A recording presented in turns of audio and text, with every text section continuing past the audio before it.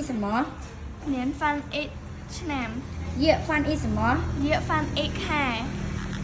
月份 is 什么？ ថ្ងៃទី 星期份 is 什么？ 星期份 x សប្តាហ៍ឬអាទិត្យ 你份 is 什么？ នេះ份 a អ្នក 你们份 is 什么？ នេះមិន份 a ពួកអ្នក 他份 is 什么？ ថា份 a គាត់ប្រើជាមួយមនុស្សប្រុស 他份 is 什么？ ថា份 a នាងឬគាត់ប្រើជាមួយមនុស្សស្រី 他份 is 什么？ ថា份 a វាប្រើជាមួយសត្វឬវត្ថុ 他们份 is 什么？ ថាមិន份 a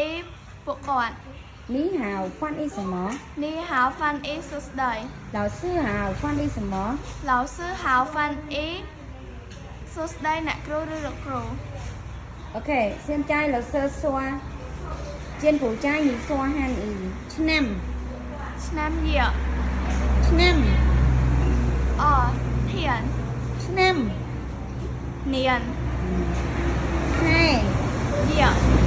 ថ្ងៃ យា អាទិត្យឬសប្តាហ៍ សិង្ឈី អ្នក នី ពួកអ្នក នេះមិន គាត់ប្រើជាមួយមនុស្សប្រុស ថា គាត់ប្រើជាមួយមនុស្សស្រី ថា វាប្រើជាមួយវត្ថុឬសត្វ ថា ពួកគាត់ ថាមិន សួស្តី នេះហៅ សួស្តីលោកគ្រូឬអ្នកគ្រូ lão sư ហៅ អូខេហៅ